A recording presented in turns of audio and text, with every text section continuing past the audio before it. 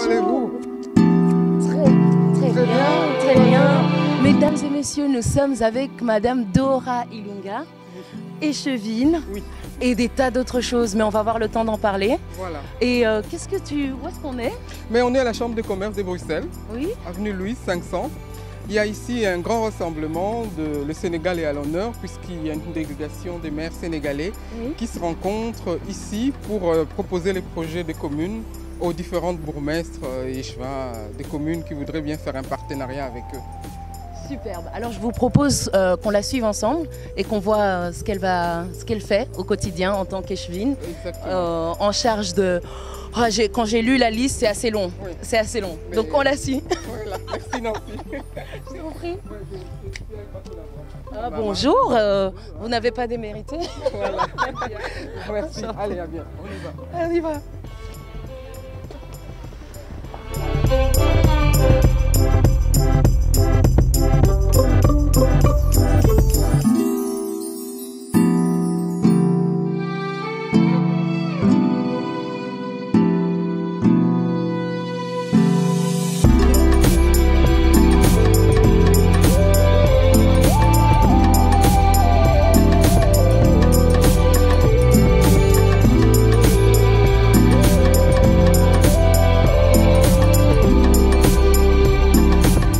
Bonjour mesdames et messieurs, c'est Nancy Kawaya pour Média Plus Télévision et aujourd'hui je suis avec l'honorable, comme on aurait pu dire chez nous, l'honorable Madame Dora Ilunga. Alors qui est Dora Ilunga?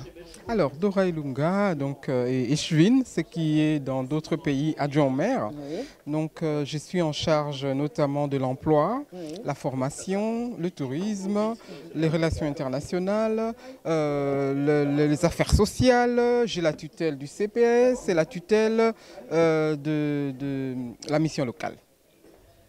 Waouh! Waouh! Ça fait beaucoup.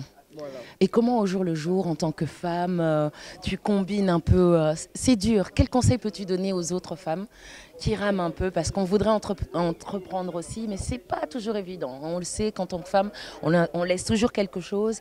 Qu'est-ce que tu nous conseilles pour avoir le sourire, porter un joli sourire comme toi à la fin d'une longue journée et épuisante? Comment on fait?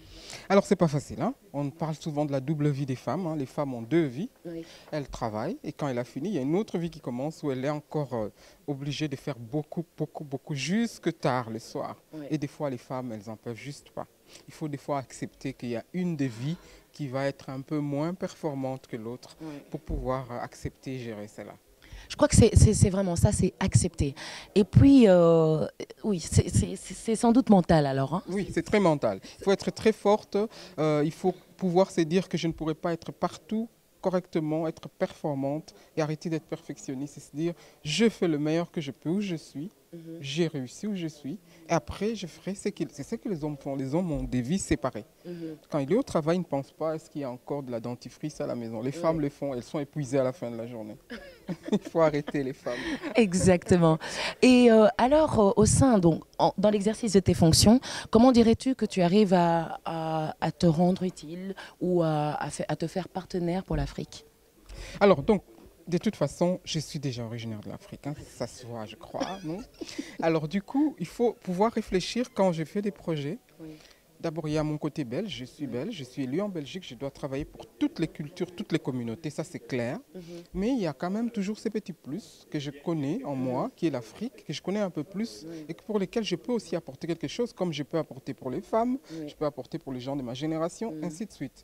Donc ici, concernant l'Afrique, il y a énormément de projets. J'ai un bourgmestre déjà très dynamique, M. Mirkir, qui a des projets sur l'Afrique, qui combat énormément toutes les problématiques liées à la communauté africaine, aux migrations au niveau du Parlement, puisqu'il est dans la commission intérieure du Parlement fédéral. Et là, il a combattu pour énormément de cas, tout ce qui concerne les sans-papiers, les réfugiés politiques, les visites à domicile, tout ce qui concerne un peu cette politique anti-immigration que mène M.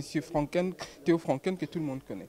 Donc j'ai cette chance-là déjà d'avoir un bourgmestre qui est penché sur la chose. Et donc moi, j'embraye dessus. Et donc, Des projets sur l'Afrique, nous en avons. Nous travaillons déjà beaucoup sur le Maghreb, l'Afrique du Nord, le Maroc, où nous avons un gros projet. Actuellement, nous sommes en pro-parler avec des projets que nos jeunes déjà nous ont présentés aussi sur le Congo, la République démocratique du Congo. Et d'autres projets, j'ai reçu les maires de Bangui aussi, j'ai reçu une députée du Togo. Donc je reçois énormément d'autorités qui viennent d'Afrique, avec lesquelles on essaie de voir dans quelle mesure, soit moi, soit mon cabinet et mon échevina, avec le soutien du bourgmestre bien sûr, comment nous pouvons les soutenir, les aider à accomplir les objectifs qui se fixent. Donc nous avons une politique africaine assez ouverte également. Et en quelques mois déjà des débuts de mandat, puisque nous avons commencé il n'y a pas longtemps, nous avons déjà à notre actif au moins une fois par mois un accueil d'une personne ressortissante de l'Afrique.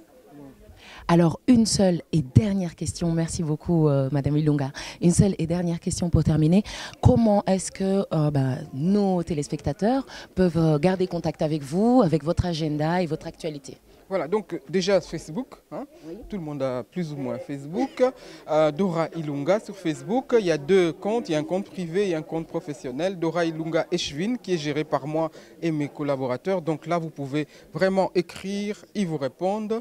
Et alors, il y a aussi tout ce qui est contact normal, téléphonique. Hein. Vous pouvez rejoindre mon cabinet, le cabinet donc de l'Eshvin, Dora Ilunga, au 02 220 26 79. Il y a aussi l'email dilunga@sjtn comme Saint-Jostennoud.Brussels en anglais. Voilà. Merci beaucoup et je serais ravie en fait de pouvoir m'entretenir plus longuement avec elle pour pouvoir pour qu'elle puisse partager avec nous ses petits secrets d'entrepreneur aussi parce qu'à côté j'ai un peu gratté sur internet, j'ai trouvé des petites choses mais j'aurai l'opportunité de m'installer avec Dora Ilunga pour pouvoir vous en dire plus très très bientôt et je te remercie d'avoir donné de ton temps, elle est adorable et géniale. Je vous conseille d'aller voir sa page et rester connecté à elle. Merci beaucoup. Merci beaucoup à Média Plus, à tous ces journalistes qui me suivent, qui m'encouragent. Ça fait plaisir, on a besoin de ça. Et bravo et bon vent à vous. Merci, merci Nancy. Au plaisir. Bye bye. Merci.